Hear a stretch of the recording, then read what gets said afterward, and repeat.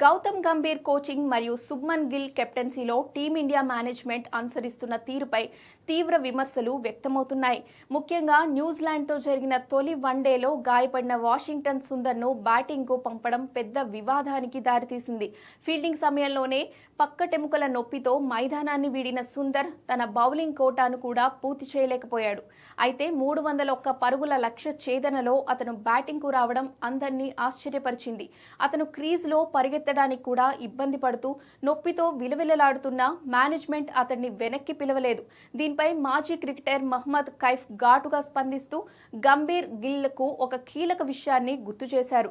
గతంలో కోల్కతా టెస్ట్లో శుభ్మన్ గిల్కు స్వల్ప గాయమైనప్పుడు జట్టుకు అవసరమున్నా కూడా అతని గాయం ముదరకూడదనే ఉద్దేశంతో బ్యాటింగ్కు పంపలేదని, మరి అదే నిబంధన సుందర్ విషయంలో ఎందుకు పాటించలేదని ఆయన ప్రశ్నించారు.